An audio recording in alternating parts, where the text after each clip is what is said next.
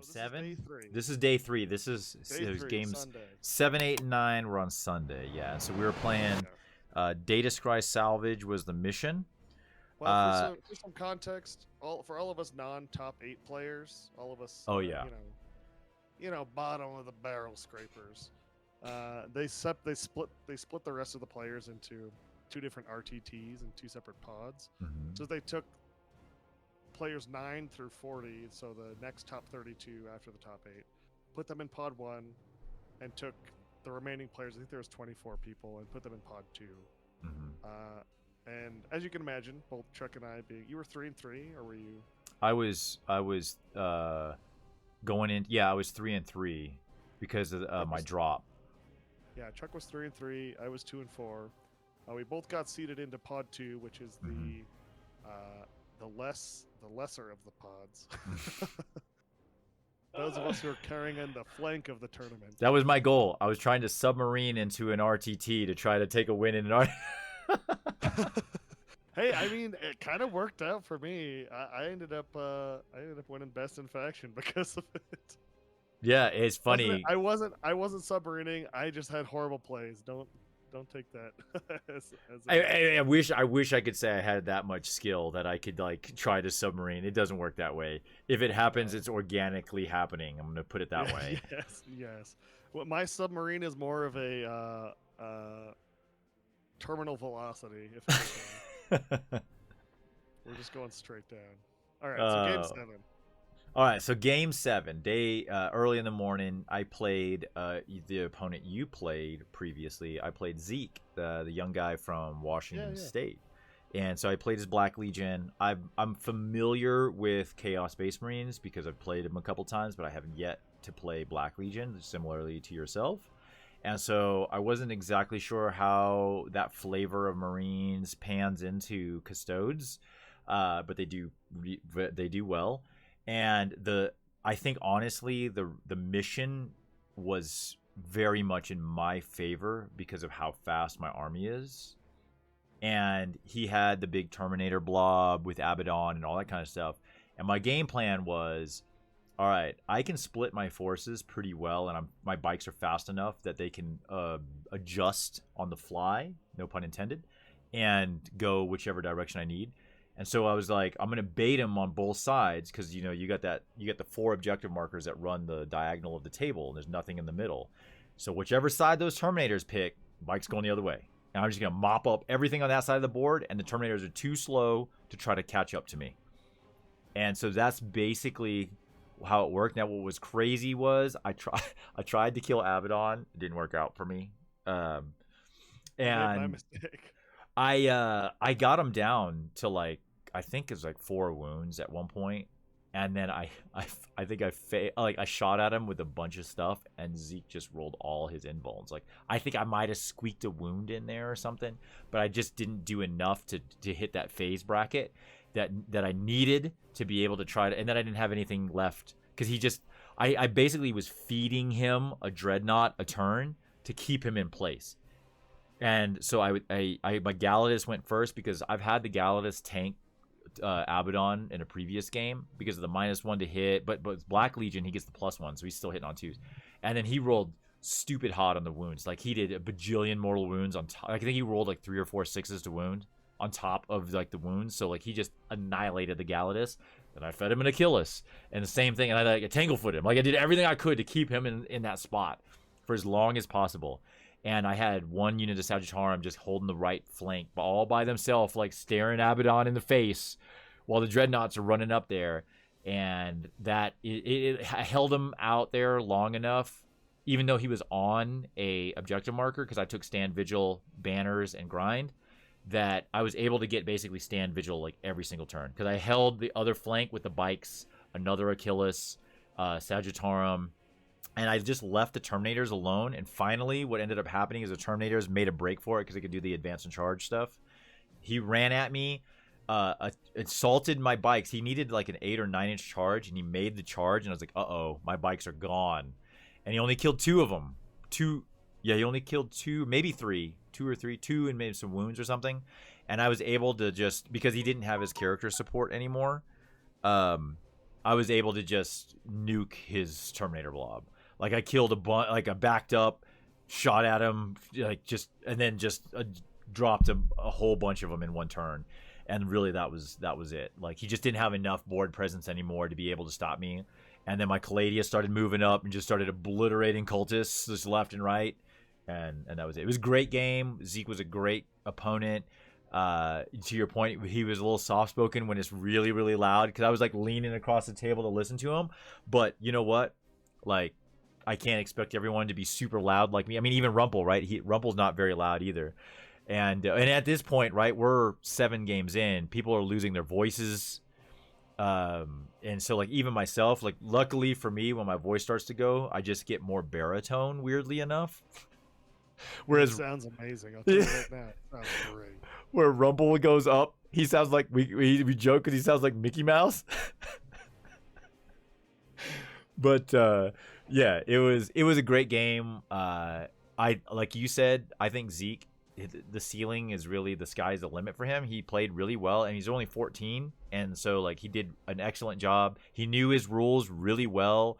He's played in the custodes. One of his buddies up there in Washington plays custodes, so like he was familiar with my army, kind of knew how the nuts and bolts worked and so on. And I was like, he had a lot of knowledge for, and he had only been playing competitively for 6 months. So like it was very impressed. I was very impressed with him. He was a great opponent. Great opponent. The end result of that game was 87-57. Nice. Yeah, I had a great time playing versus him. And Yeah. He went home with a Barely Battle Ready shirt. So That's right. You got some swag. he was wearing it on day 3. I was like, hey, we match. So who did you play for Game 7?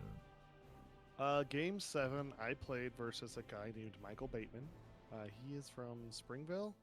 So not too far, just down south, about an hour and a half. Mm-hmm. He played Ultramarines. Oh yes, I remember him now. Yeah. I played versus 2 Ultramarines on day 6. That's I amazing. just got a bunch of duplicate matchups. It's crazy. And guess how many Ultramarines players there were? I'm gonna guess 2. There were 2. So you were 100% into Thousand Suns and Ultramarines. That's amazing. Yeah, I have the weirdest tournament matchups, I swear. When I take anti-chaos knight lists or knights lists, I don't match up into knights. Right. Imagine that. Yeah, so he's playing Ultramarines. I have never played versus Ultramarines before. I know that they can fall back and shoot. I know that they're a very shooty army. Mm-hmm. We were playing Data's Grace Salvage, like you were saying. So he had a Captain and Phobos armor.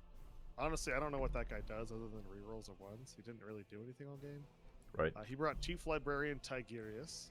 Yep. A Primaris Chaplain, Assault Intercessor Squad, 2 Infiltrator Squads, 1 with a Helix Gauntlet, which that's like I don't even know what that does. Throw?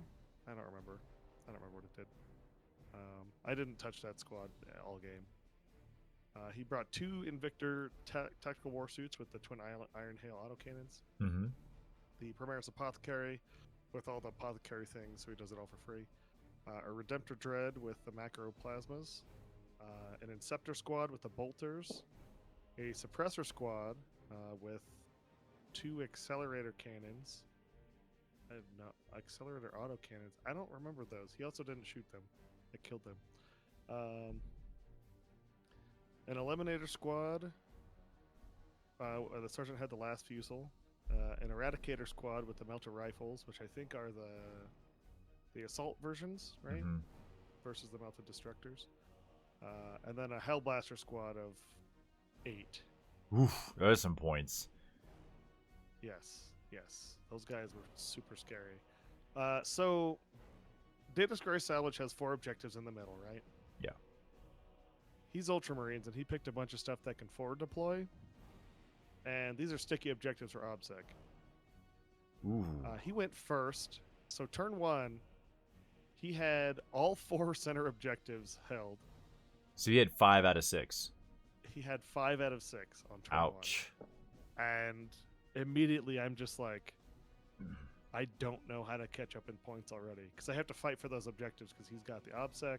Yeah. But if I push up, he's just going to shoot me off the board on turn 2.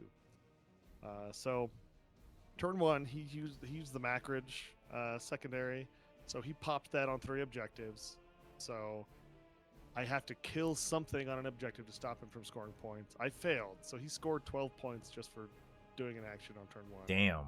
With his pre-deploy. I was like, this is the perfect matchup and the perfect army for this mission. And he played his turn 1 so well.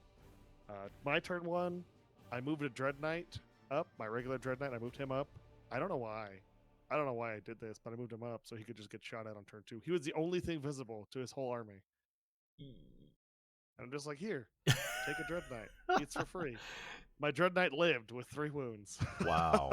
Wow. which ended up carrying me, actually, because he ended up sweeping at that top left objective and just sitting there out of line of sight and out of visibility for the rest of the game, which was awesome. It was great that he ended up surviving. But he shot at my Grandmaster, and instead of being defensive with my Grandmaster, I was like, I need to be aggressive. I need to push the middle. He had his entire army blobbed up in the middle for oaths. Mm-hmm.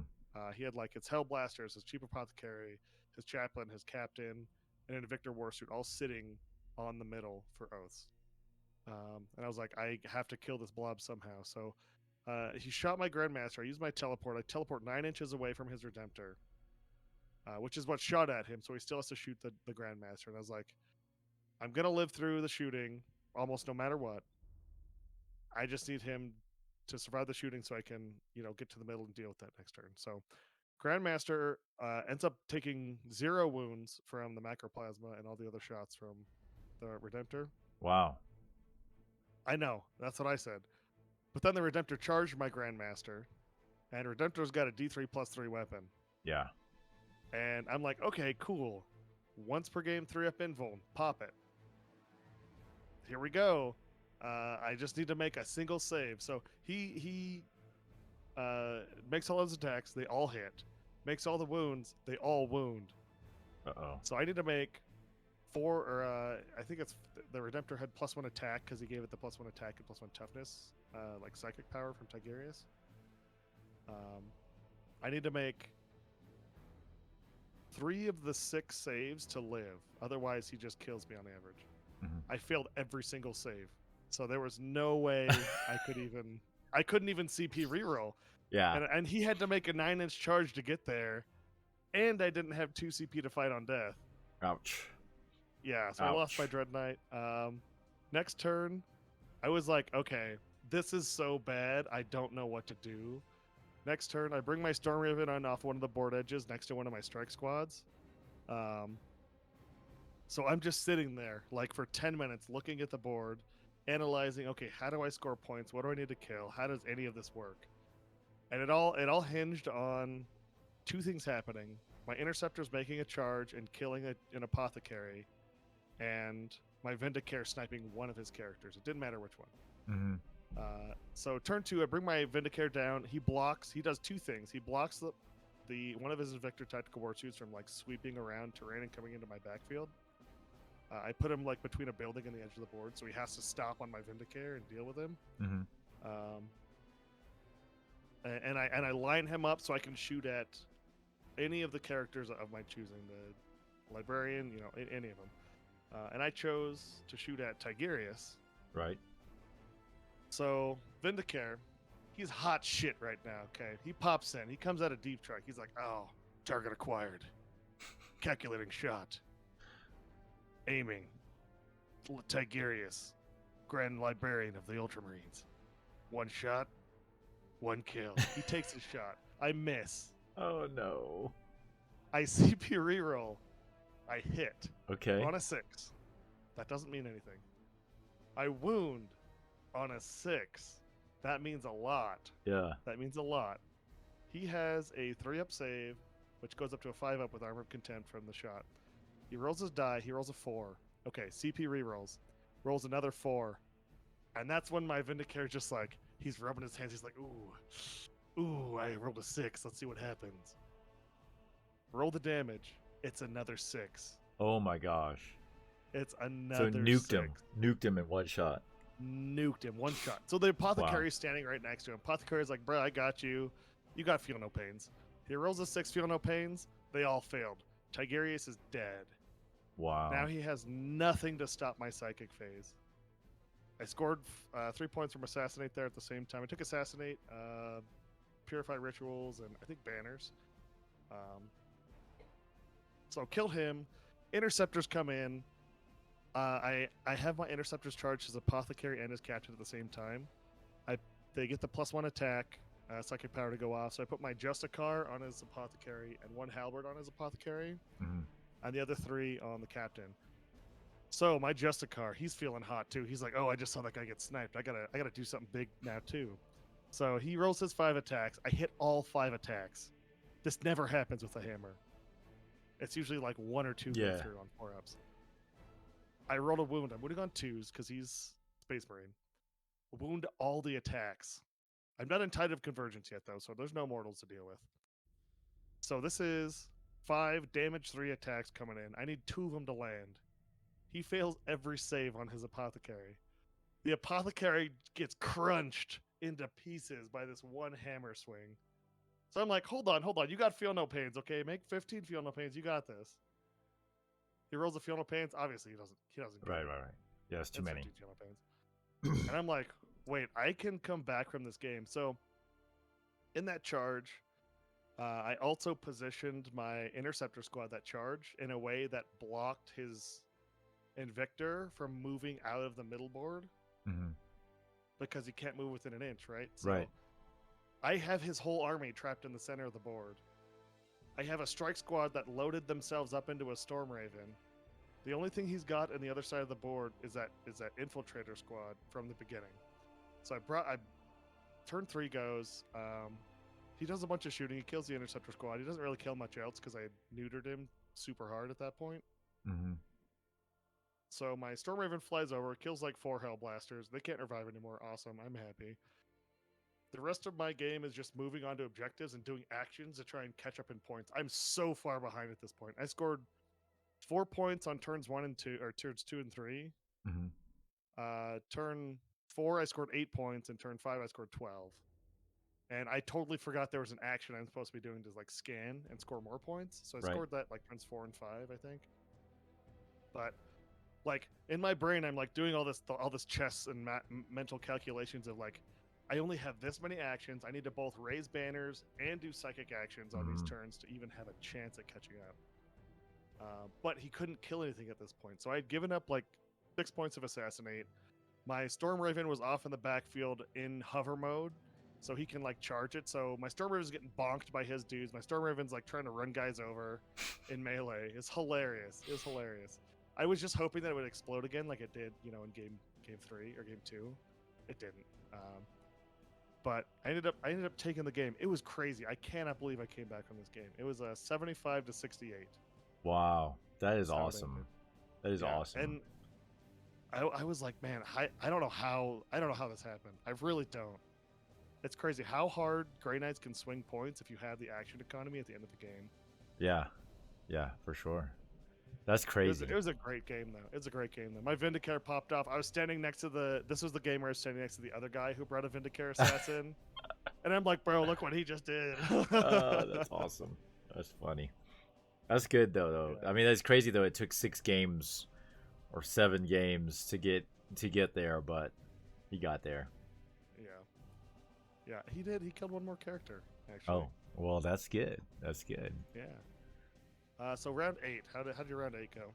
Round 8. This was the game of games. This is probably the most memorable game of 40K I have ever played. Weirdly enough, it was against a guy from California. His name is Eric Davidson, also playing Tau. So I played Tau 3 times. Ooh, you got the curse then.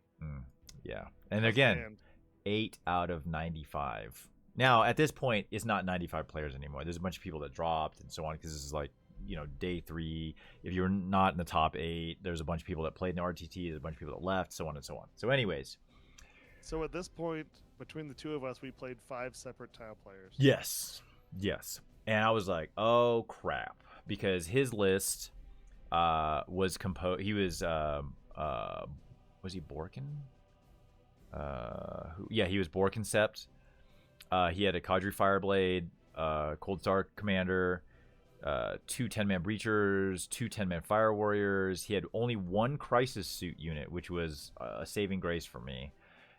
Fusion blasters and plasma, as you can imagine, with drone support. He had a big unit of pathfinders. He had 10 pathfinders, 3 with the rail rifles, a bunch of marker lights, of course. He had a unit of 4 gun drones, and he had 2 hammerhead gunships, Riptide, and then a Sunshark bomber, and then 2 devilfish as well. So this game was very crazy. Basically, it was dead even all the way through turn 4. Like, we were literally tied going into almost every single round leading up to the final round, or like final 2 turns. On one of his turns of shooting, so we're in turn, I think it's turn 3. This is turn 3, I'm pretty sure. I had deep struck an Achilles. He left me an opening behind his hammerhead, one of his hammerheads, that was big enough for my Achilles to fit. I was like, this is it. All the glory. I'm gonna land, I'm gonna make, and it was the one with Eternal Penitent, so he gets 2 chances. I'm gonna land, I'm gonna slap that hammerhead. It's gonna drop him to 1 hammerhead, and I'm not worried about 1 hammerhead. 2 hammerheads, I'm a little worried about. 1 hammerhead, I'm not too worried about. Fails his charge, as he does. Fails his reroll. So he's just dead in the water, staring down the barrel of this hammerhead that's like 9 inches away from him. Just over 9 inches. On Eric's turn, now it's turn 3, so he's in Kion, and he gets exploding 6s at this point. Turn 3, yeah. 6s, then 5s, then 4s. Yep. So he rolls his 1 die to shoot at my Achilles, rolls a 6, turns into 2 hits, wounds both times, does 14 wounds to my Achilles that are not savable via invulns, and it's neg 5, so I don't even get a save. So I just get to roll 6 ups, and then plus the 3 4-ups for the 3 mortal wounds that it shits out on me as well. Needless to say, he did not live. So he obliterates my Achilles. His other hammerhead shoots at my Galatus, rolls 1 die, rolls a 6 to hit, doubles up his hits, both of them wound, does another 14 wounds to this one, obliterates my Galatus in 1 shot. His Riptide picks up my other Achilles. So I lost all 3 of my dreads in that 1 turn of shooting. And I was like, I'm fucked. I'm toast. I have no... Like, I had my bike still. I don't remember how many of them at this point. I don't remember if I had commit. I think I was moving. Yeah, I did move them up to commit them. So they were moving up into the middle of the board when I dropped all this stuff, because I was like YOLOing into them at this point. But again, I had placed a piece of terrain because it has a center objective. It was one of those walls that is the unstable position just obscuring. Little tiny piece of terrain or of objective marker from the center poking out on my side. My little shield guard wander their ass over there and put 1 foot on there, and they're like, it's mine. And he's got a devilfish on the other side full of breachers, or full of maybe fireworks. I can't remember if it's breachers or fireworks, but whatever, it's obsec, whatever it is. But they're in the devilfish, so I still hold it on his turn. Well, of course, he jumps out, retakes it. And we're both playing this little cagey game in the middle to try to hold this center without overexposing our army, because both of us don't want to take the shots.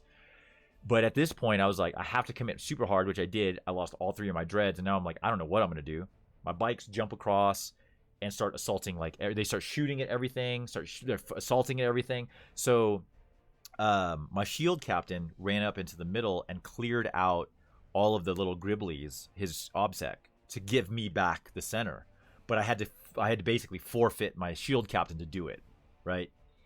And I sent my Galatus over. He flamed some of the breachers or whatever they were sitting on the center, and then I was able to retake the center objective.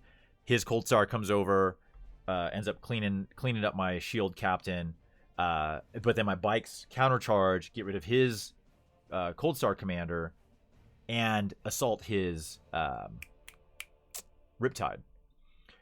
Shit gets crazy, right? So everything is coming down to the middle of the game, middle of the board. There's not a whole lot left. Like, he has what I feel like a lot more left in his army than I have left in mine. I've lost all my dreads. I still have my Caladius. He's taken some wounds. I got lucky He rolled his hammerhead into it, one shot, hits, wounds. Oh no, yeah, he did wound, but he didn't do very many wounds to it. Oh no, he failed to hit. That's what it was. He failed to hit it. It like just didn't hit it. And so the end of the bottom of turn 4, I still have 3 of my shield guard, but only one of them can actually toe in on the objective. The other ones can't fit. Like, they just physically can't fit. So I have that one guy there. One of my shield guard has 1 wound remaining, I think, and the other 2 are fresh. He's got 2 devilfish that he's kind of parked near them, but to move block me from letting Trajan get around to get to the center. Because Trajan was literally sitting on one of my back objectives, because the bomber that he had came over and cleared off my Sagittarium in 1 round of shooting. I just couldn't make any saves. And so the one devilfish closest to me had 2 wounds remaining. The other one was fresh. Shoot at it, does 2 wounds, it explodes. Devilfish blow up at 6 inches with d6 mortal wounds. He does 5 mortal wounds to his other OBSEC squad that he jumped out of his other devilfish that was on the center objective, because he took it again. Does 5 mortal wounds to them. Does 6 mortal wounds to his other devilfish that was fresh. Jeez. And then Trajan comes in. Or no, then my what was funny was I angled my Caladius to shoot at that unit that took the 5 mortal wounds. And by taking those 5 mortal wounds, now my Caladius can't see those guys. And I'm like, oh, I'm fucked. I can't get them. So then I shoot at that other hammerhead because it's the only target. It explodes. So it picks up the hammerhead. No, the other devilfish. The one that took the one that took the 6 mortal wounds from the other devilfish exploding. It explodes. It takes up 4 more of those little guys. So now he's lost 9 of the 10 guys. Now I hold the objective again because my OBSEC guy counts as 2. It counts as 2. And he only counts as 1. Oh, man. That's crazy. And it does 6 wounds, 5 or 6 wounds to the hammerhead that's sitting next to it. Now remember, my guys are close too. Trajan's nearby, and I have that unit of sword and board. I rolled 4s out my butt. I ended up losing, I think, 1 or 2 wounds on Trajan and 1 guy from my guard unit that was holding down that center objective. And it opened up a doorway for Trajan to charge in and kill that last OBSEC guy. So he comes in, clears off that last OBSEC guy, and then on his turn, he tries to come back into the middle and take it because he's like throws his drones, and I know he's got other stuff that he had some shenanigans to do. But those double explosions swung the game 20 points in my direction. Now, if that didn't happen, he wins the game. Yeah, mind blowing. There's a bunch of other weird moments that happened in this game. It was so back and forth.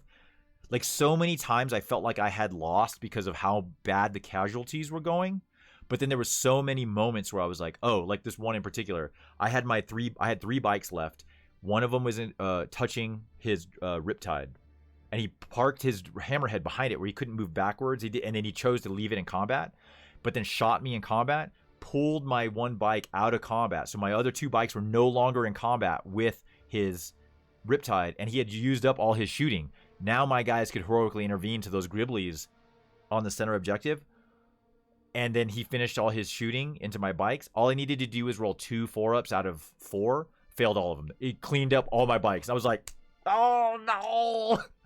It was terrible. I shouldn't have pulled him out. Yeah, but I mean, I had to, because the one that was closest was the one that was wounded. So I had to take the wounds on him first. But it was all the same shooting from the same unit in close combat, so it wouldn't have mattered. But it just was one of those things where I couldn't believe these series of events occurred. Like, it was the most ridiculous series of events back and forth over and over and over again. He made, when I assaulted his Riptide, so I attack him with my bikes, right? I bumped up their attacks because I had lost a unit. I threw all of it except for 1 guy into his Cold Star Commander and killed the Cold Star Commander, but then he auto-exploded him, and it killed one of my bikes that was attacking his Riptide. All those attacks hit, and a bunch of them wounded. It was like 6 or 7 or maybe even 8 wounds. He saved every single 4-up. Every single one he rolled for. And he just slow rolled it. It was like 4. But I was just like, oh my god, I couldn't believe he just kept rolling all these 4s. It was insane. But I swear when you slow roll dice, they are better. Apparently, I mean, Lou will swear by it. Like, he'll do it all the time with his guys. I've watched him do it, and it works for him. Like, I'm just like throwing dice, whatever. But at the end of it all, it ended up being 81-61 to me. It was crazy. Craziest game. That sounds like Craziest a game. fun game. It was super I fun. love games like that where just crazy shit's happening all the time. Obviously, it's gonna happen more in favor of one player, but Yeah. it reminds me of a game I played with Preston. That's the first game I played with him, where his rhino he just kept blowing up all of his rhinos, and he ended up killing 3 of his own characters through Oh rhino my gosh. explosions. That's terrible. Oh my gosh. So who was your 8th game opponent? My 8th game opponent was Will Stewart. I Okay. played Will once before. Yeah. He was playing his big old Bellacore demon list before. So he brought Nice. Imperial Guard, which he was on the stream painting with us the day before SLO. I've never played at. Did I say AdMac? He played Imperial Guard. Yeah. That's what he's playing. Guard. I've never played versus Imperial Guard before. I was supposed to play Aaron Nafla's Imperial Guard Right. in round 2, but I got denied and I had to play Tau instead. So his list is. I don't know if it's different. I don't know what Imperial Guard lists look like, but he brought Pask, who is he's a Lehman Russ commander. Yep. He brought a tank commander, a command squad, which I don't even know where those guys were. 2 Cyclops demolition vehicles, and if you don't know what these are, they are like Little baby. You know micro machines. Yeah. They look like micro machine tanks, Mm-hmm. and they're tiny, and they explode, and they deal D6 or 2d6 attacks versus everything within 6 inches. That's insane. Every enemy unit within 6 inches. Yeah. They ended up not really coming into play because I just couldn't get near them. I was just stuck in my deployment zone the whole game. A Medusa carriage battery, which, if you don't know what those are, they're literally like World War I artillery models. They're super weird. Which I learned this after the game. They cannot move, so if you charge them, they're just tagged indefinitely, and they have blast weapons, so they can't shoot in combat. I wish I'd known that. Interesting. Then I would have just yeeted some stuff up the board just to charge them. Let's see, what else did he have? He had a company commander, a Lord Castellan Creed who was doing orders. I don't even know what that guy looks like. He was like off inside of a building, just issuing commands all game. Another tank commander. So he had a bunch of characters. Let's see, 1, 2, 3, 4 guard squads, 3 astropaths, and I had never heard of an astropath before. They're psychers. Yeah. They have this ability where they just turn off your benefits of cover, which as Grey Knights, that's very detrimental to us. Because Tide of Shadow is what keeps us alive. He had a Master of Ordnance. I don't know what he does. My Vindicare had a good time with him on turn 2 when he popped in. He had 2 Scout Sentinels, which were just his like forward deploy units.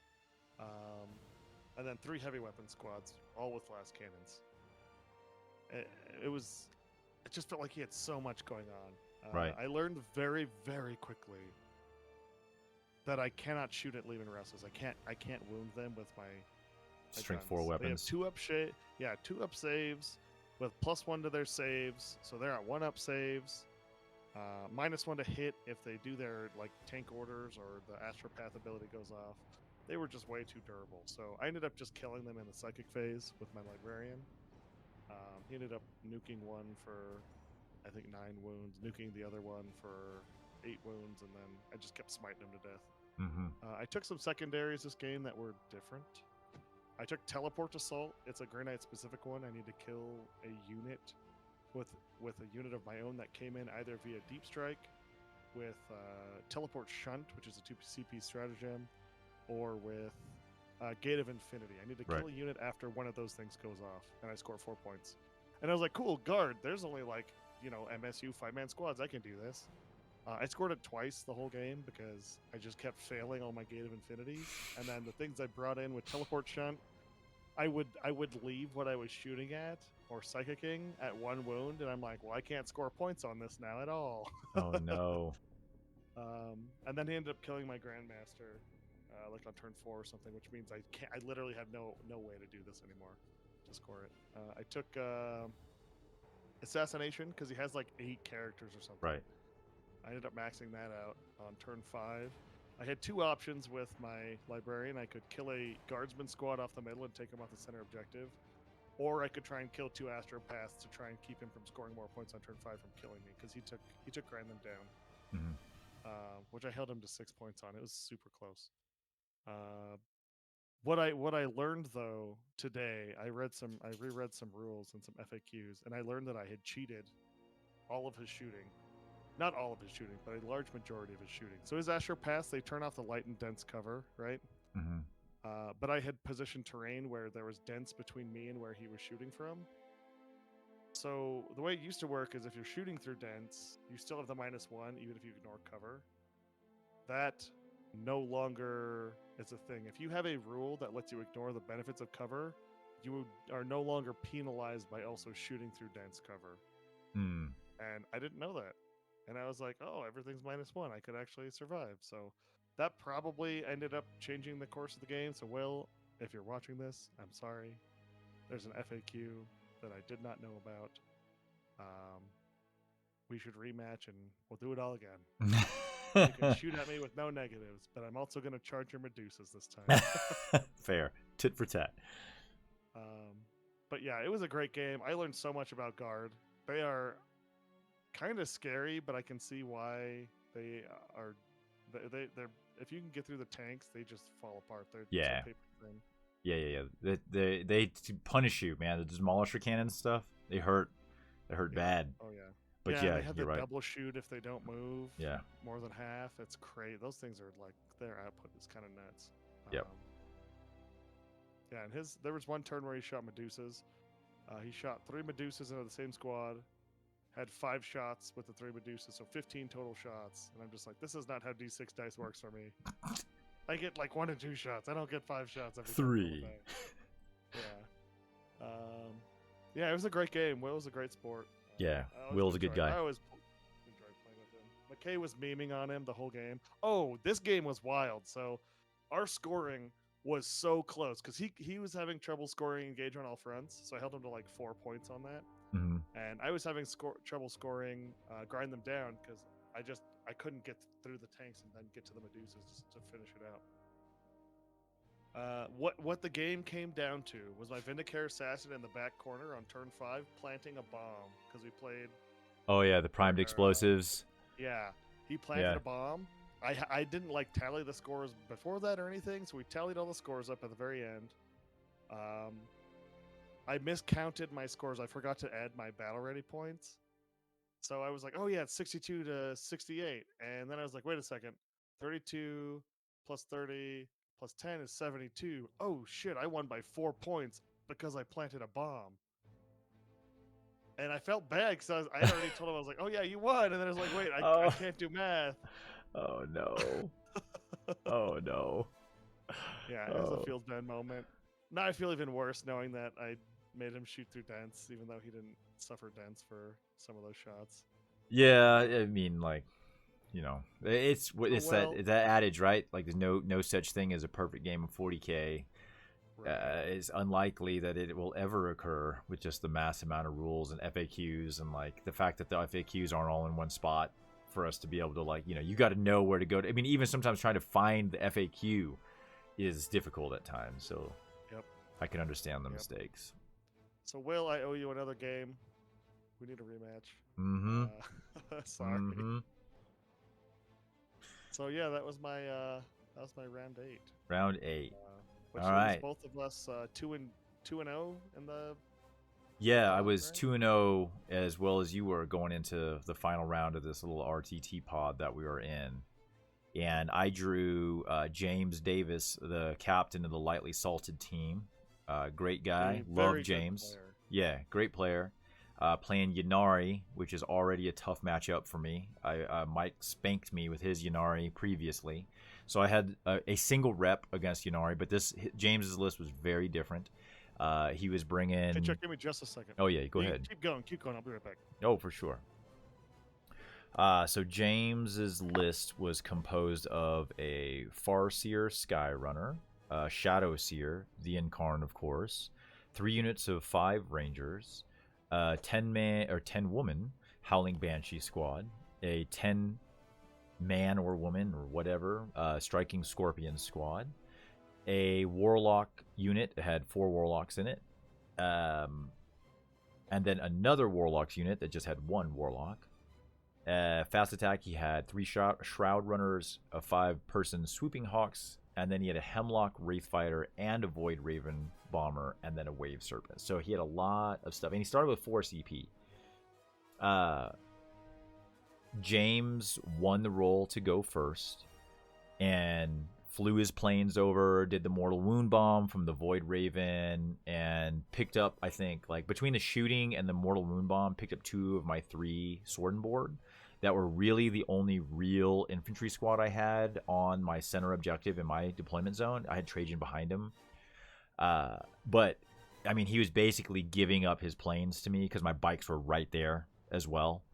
So and he got one of his planes a little too close, so I heroically intervened my bikes into the Void Raven bomber and just picked it up. And then in my turn on shooting, picked up the other plane, and I kind of just tried, and I had 2 dreadnoughts on one side of the board. They both pushed out toward the objective, toward the center, on the flank though, and then on my other side I had an Achilles, and he had pushed his striking scorpions because they get that free move. And so they were already like right outside of me, and then he had his redeploy, so he pushed them out like right outside of him by 2 units of Sagittarium and my 1 Achilles. And then he came at me with the striking scorpions, and through shooting he killed my Achilles because I placed it out there and I was hoping to get the first turn, and it just didn't work out. And then he threw his striking scorpions into I think he killed the Achilles in combat with the striking scorpions, and they also multi-charged into my Sagittarium squad. Sagittarium squad, I think he might have wiped him. I can't recall specifically, but he hurt me pretty bad on that flank with the striking scorpions. But the thing what he was doing was he had took behind enemy lines, so he was just pressing a bunch of stuff up there so that he could make sure to get his points. And so I'm pretty sure he maxed it out. But the thing that was like the thing that threw me through a loop, and I got a little salty, and this again comes back into it. Now again, nothing to do with James. James was a great opponent. He was very forthcoming with trying to remind me about stuff specifically around the Incarn. The thing that drove me bonkers is the Incarn makes you play the game differently. Like when the Incarn is not on the board, you want to kill everything in the shooting phase, but you want to kill nothing in the close combat phase, because then the Incarn comes in and you can't do anything about it, and then she's just does whatever she does Incarn things, really bad things to everything around her. And so I did my best to like start shooting a bunch of stuff, and I was like, jokingly goading him like, hey, you want to bring the Incarn in, blah blah blah. Yeah, it comes back to bite me in the ass later. So I pretty much mitigated the Incarn from coming in for like almost 2 turns. But then the Incarn, of course, comes in at some point and comes in and attacks my bikes, doesn't kill all my bikes. Somehow, some way, doesn't roll enough to get rid of all my bikes. I have like, I think a bike left. But now the Incarn is right next to Trajan, my shield captain, Sagittarium unit, and like I have 2 other dreads I could shoot at it, and blah blah blah. What does my dumbass do? I split fire with my Sagittarium to pick up that last Shroud Runner, and what does James do? Picks up the Incarn and moves it behind the building where the Shroud Runner was hiding. And now Trajan and the shield captain I had positioned to charge and kill the Incarn are now just stuck out in the wind. So that move, and we had just talked about it too. Like that's what drove me bonkers, was I could not believe I got bloodlust. I was like, I should have just shot everything at the Incarn, and if I killed the Incarn and didn't get to charge anything, so be it. Because at that point, I felt like I had the game under control if I got rid of the Incarn in that moment. Because what ended up happening is the Incarn jumps over, kills my Caladius, which is really the big threat to him, because I can move the Caladius and just start shooting with impunity across the board. Because he had some swooping hawks that were doing swooping hawk things, but like the Caladius sees one of those swooping hawks and that unit's gone. Like there's no way they live through all that shooting. So James played an excellent game, and again, like I got a little frustrated with myself because of my own forgetfulness and my own bloodlust. Nothing to do with James. James played an excellent game, he was very like I said, upfront about the information. I just made dumb mistakes. And then I think that's what cost me. I even honestly, if I do kill the Incarn, I might not have been able to catch up, but it's hard to tell. It's hard to tell at that point in the game. But it was such a detrimental blow to my morale. I was just like, oh my god, how did I make that such a stupid mistake? But it's so easy to do against the Incarn because it plays. You only played 8 games before that, Chuck. I know, right? But that model just it changes the way the game plays by itself, and it's tough to play against. Familiar with Incarn, anytime a unit dies, it can just show up where that unit died. Friend or foe, it just shows up. Yeah, it's brutal, and it slaps so hard. Yeah, it ignores invulns. It's like D3 plus 3 damage. Psyker, Aura of Effect Flamer, like it has a lot of stuff going for it. Yes, it is a really cool model, and I still have yet to play Verse 1. Oh yeah. Even though Mike played Yanare forever, we never matched up. We never played a game together. So who? Although I think I can deal with Incarn. I have so much mortal wound output. Yeah. Yeah, you would definitely be able to get rid of it through shooting. I mean, what you need is low AP, lots of small 1 damage. Fire. Yeah, volume of fire, and if you can do mortals, like that's even better. Like I didn't have that luxury, unfortunately. Yep. So who was your last match? My very last matchup was a guy named Damon Cooper. He was playing Ultramarines. The other Ultramarines player. My other Ultramarines, yeah. His list was very different than the previous one I played. So he brought Mr. Rabute Gulliman. Nice. Which was awesome to see him on the table. Yes. That dude's auras are crazy. Full hit rerolls within 6, and then other hit rerolls within 12, and then something within like wound rerolls within 9. I don't know. There's a lot going on.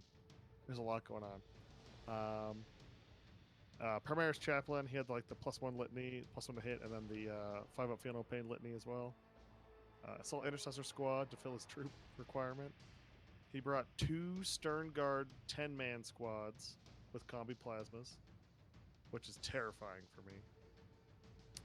An Eliminator squad, an Eradicator squad, a Captain, another Assault Intercessor squad, an Apothecary, another Eliminator squad, and a 10-man Hellblaster squad, and a drop pod. Wow. So, the thing about this is that it really wasn't a competitive game in any sense. The table we were put on had 0 open windows. And it was on, what is mission 11? It was Recover the Relics. Recover the Relics. So, this mission puts 3 objectives near your deployment zone, which is exactly what Grey Knights want. I can take 2 secondaries where I don't have to move.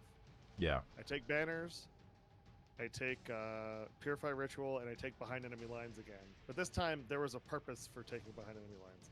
Because there was no windows, he had to come forward to get me out. Leaving his backfield open. To leave the backfield open, right. Yeah.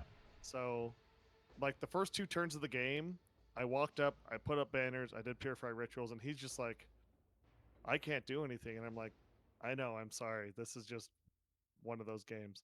So turn 3 comes around. Oh, turn 1, I gated my Tech Marine in the back left corner behind him, just to score behind enemy lines.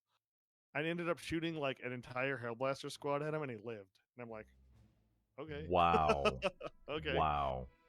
And then by turn 3, we were just like goofing off and having a good time. So I deep striked my Vindicare assassin behind enemy lines.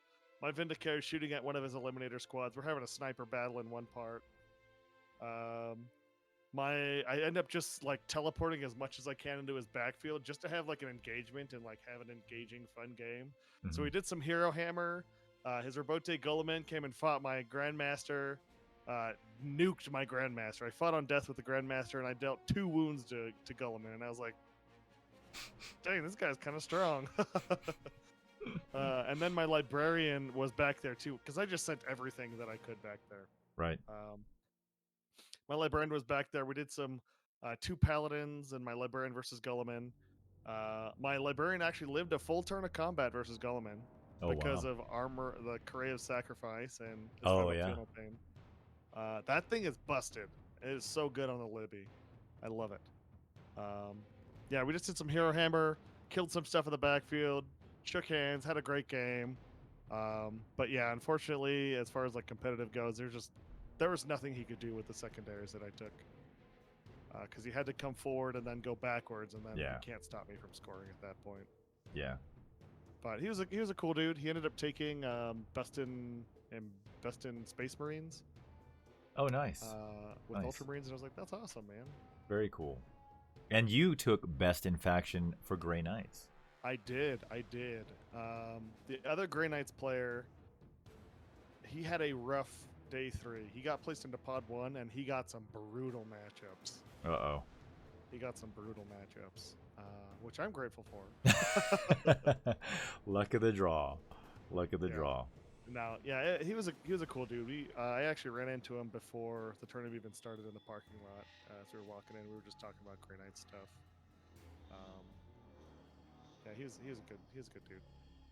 That's awesome. That's awesome. It was an amazing weekend. Like I thought it was going to be it was very tiring, of course, as any time you play a GT and then throw 3 games on top of that. But it was so much fun. I had so much fun. I'm actually looking forward to playing 40K like again very shortly. You know what I mean? So like, generally that doesn't happen after tournaments. Usually I'm so wore out that I'm just like, I just need a break for a little while. Yeah, I was really burnt out on day 3, and I was like, oh man, I need to take a 2-month break. But now it's like talking about it all today. I'm like, man, I want to roll some dice right now. Yeah, for sure. For sure. But yeah, I had this weird moment when the tournament had ended. It's kind of like when you finish a vacation, you have to go back home and you have to go back to the real world. Yeah. I had this just like realization dawn on me that like, man, this was so much fun. Like I was like on my way home, I was like depressed because I was like, oh, I gotta go back to work. I gotta get up early. I got all these like responsibilities and all this other stuff. It's like,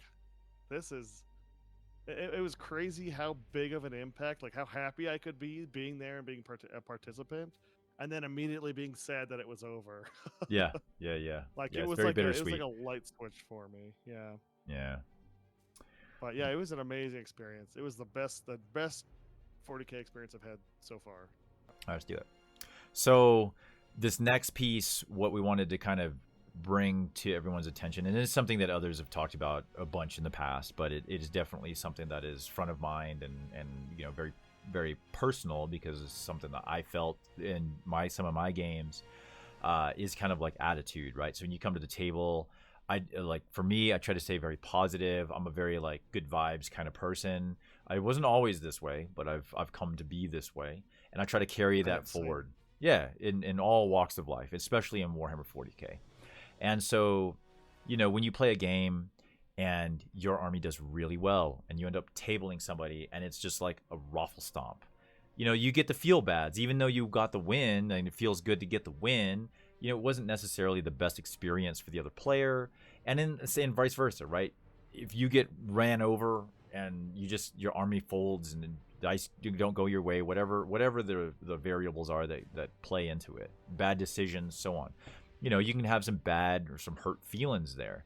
And so, like, I know in 2 of my games, I got real frustrated with myself because of my lack of thought or just bad plays, bad positioning, bad movement. I mean, you pick it, right? It's happening. Now, you know, day 1, I got a little extra tipsy that probably helped play into making some of those bad decisions. But at the end of the day, it doesn't matter. The point is that my opponent could tell that I kind of tilted a little bit. Not that I was snappy at them or, you know, I wasn't my tone didn't change with them. At least I don't think it did. But my demeanor changed somewhat. And it was enough that my opponent could tell that I wasn't as jovial as I was when the game was progressing. And it was against your teammate, Thomas, was against the Tau who tabled me. And, you know, after the game, we had cleaned up and whatnot, and I went off, I grabbed another drink, came back, and we had a little discussion, and he actually came up and apologized to me, and I said, there's literally no reason to apologize. Like, you played a good game, you played a fair game, I didn't play as well as I would have liked to have, and that was on me, so you shouldn't feel bad whatsoever. Like, you played a good game, and I expect my opponents to keep their foot on the gas pedal when they're playing against me. I'm not looking for give me's, hand me downs, that kind of thing. I want to play the best Warhammer that I can play. I want to have great games and so on. And sometimes that works out, right? You get those really close games, and other times it's just, you stomp somebody, you get stomped. But the point is, couple lessons that I learned was the way you communicate with those folks, whether the frustration stems from your own gameplay, from their gameplay, and so on. Your approach means a lot. How you interact with that person, the way you approach the subject, what words you choose can make or break that conversation and leave both of you leaving the table feeling good, high-fiving, or someone's leaving like, I don't want everyone to play that asshole again. And that is something that is very prevalent in the community, because there's a lot of play. We're all very competitive. That's why we play competitive 40K. We all want to win, but you got to also be gracious in wins and gracious in losses. And and I want to make sure that my opponents know, win or lose, I want to have a good time. But if you do feel like I'm getting frustrated, unless the person is doing something to frustrate me, I'm going to let them know that they're frustrating me if they're doing something like that. Which I luckily, knock on wood, that really hasn't had a big play in my games. Again, I'm not usually at top table. Not that top tables do that, but it just is some of those things that it's like I'm always looking for, and I don't want my opponent to have a bad time. I want them to have a good time. Right. Yeah. At the end of the day, for me, this is something I've taken to heart after getting back into the hobby last year.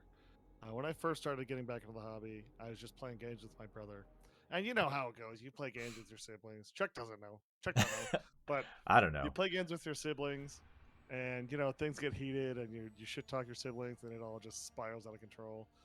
My brother and I, the only time you'll see me rage is when we're playing versus each other, because we know how to get under each other's skin.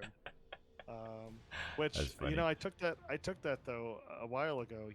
We had played 16 or so games in 8th edition right before 9th had dropped.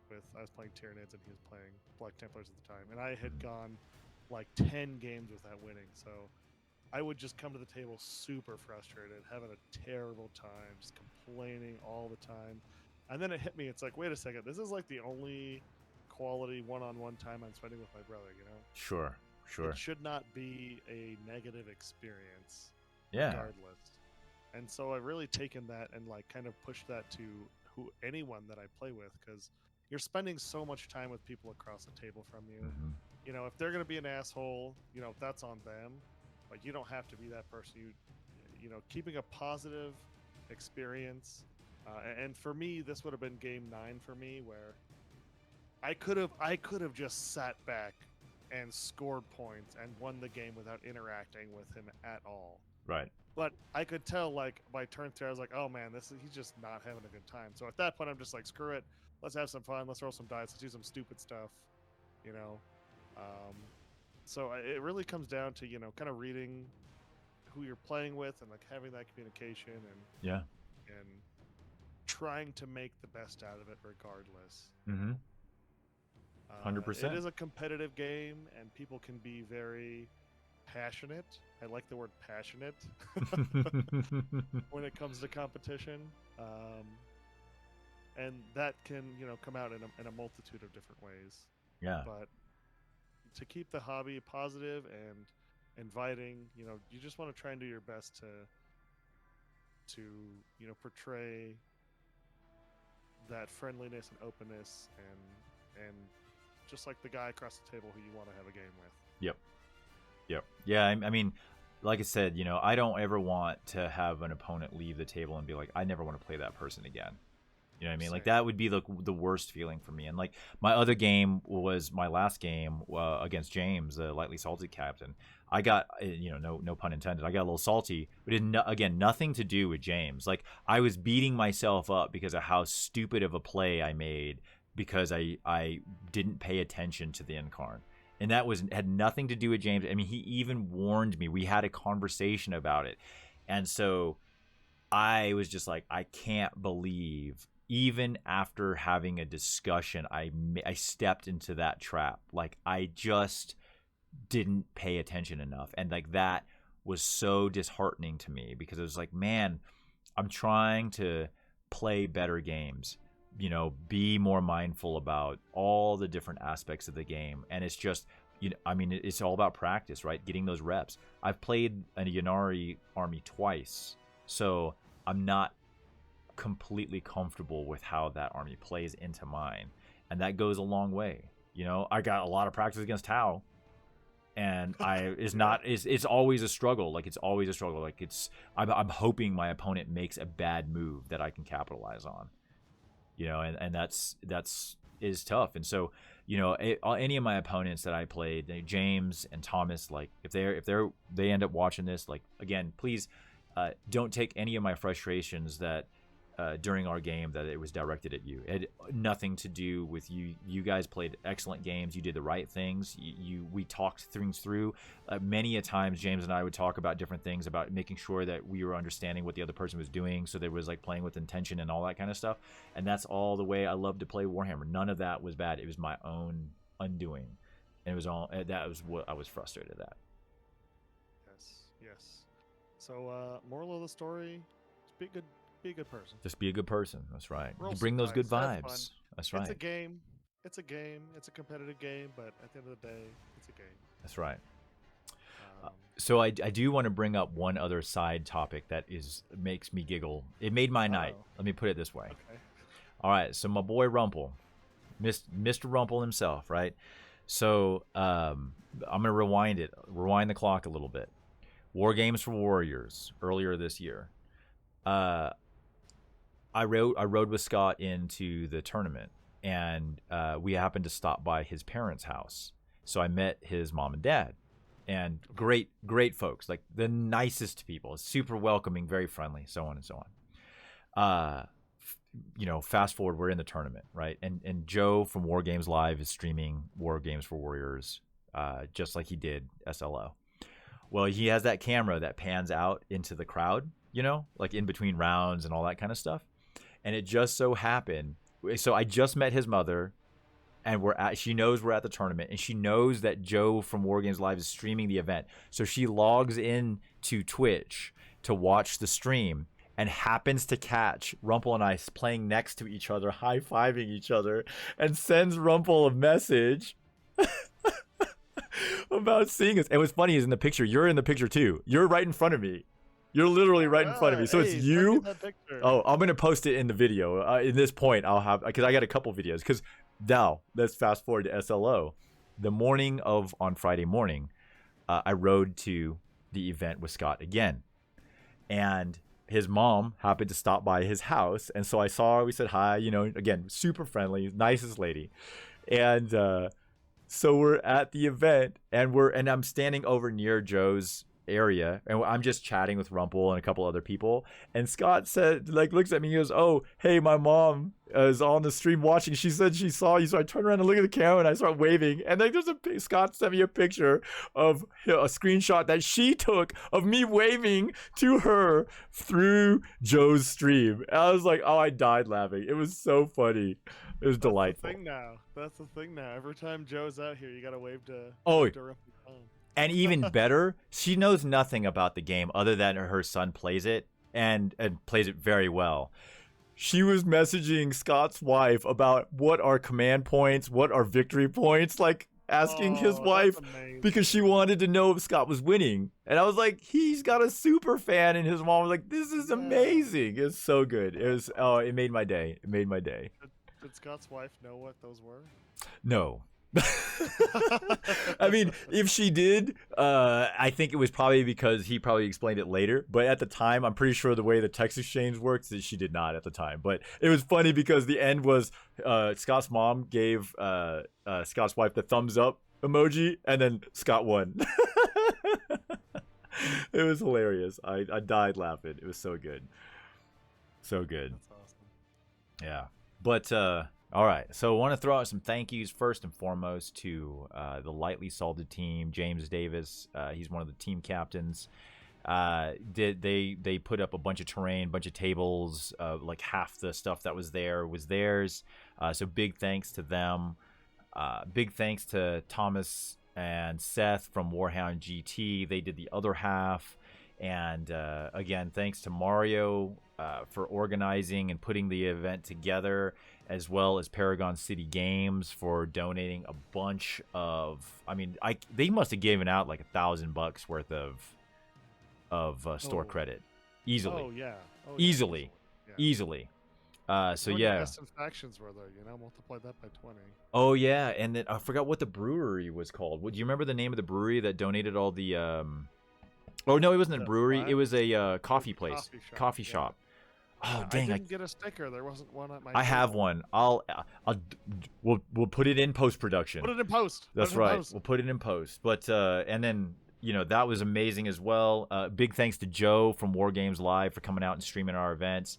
Love Joe, super great guy. Love his stream. Love what he's doing for the community. Amazing guy. Absolutely. Amazing guy. And Space Wolves player. Someday we'll be as good as Joe. So hopefully someday. Hopefully. And then also there was for those that didn't know, there was a Reaver Titan, a full-size 40k Reaver Titan with every weapon option available that was up for raffle. The raffle, all the proceeds from it went to a local community member who had heart surgery. I think he had it twice in the same year. And so he had some extreme medical bills. So all the money that was raised for that raffle all went to that community member. And I think they raised like $2,800+, something along those lines. Thank you to all the people who donated to the raffle. 100%. That guy, he is very appreciative. Him and his family is very appreciative. Yeah, that's super awesome. But yeah, I think that's it, man. I think that's a wrap up. I mean, this was a long one, but it was an interesting one. Yeah. 9 games. I want to thank all the people I played: Jonathan Barber, Brent Martin, Zeke yes. Carl, Christopher Johnson, Tom Cohen, Nico Urea, Michael Bateman, Will Stewart, and Damon Cooper. Thank you all. I had amazing game. So much fun. Yes. I couldn't have asked for better opponents. Yeah, I love this community, man. What's that? I said I couldn't ask for better opponents except unless I played Chuck. That's funny. Yeah, yeah. Okay. That's okay, because I'm going to throw down the gauntlet right now. Chuck, I challenge you to our SLO list tomorrow on stream. All right. Yeah. We'll do it. For those of you who are watching this on YouTube, this may be... this probably be post tomorrow. Yeah, it might be a little bit later, but it'll be there. All right. Well, that's going to do it for us this evening, and that's our recap for SLO, the good, the bad, and the drunkenness, as Drake put it. That's the next shirt. That's what goes on the back of the next shirt. For sure. Yes, 100%. Yeah. So we're working on some swag and stuff like that as well. So we gave out some samples during the event. Had some koozies and stuff, but we'll be working on some additional stuff. Everybody was loving those, man. Everyone was loving those koozies. Yeah, we'll have to put them into mass production. All right, Drake. Well, take us out of here. Okay, thank you all for showing up. It's Tuesday, 8/23/2022. Post SLO discussion. We're done. That's it. So we'll catch you guys on the next stream. See Peace. Whatever Wednesday you tune in next. All right, man. Have a good one. All right, later.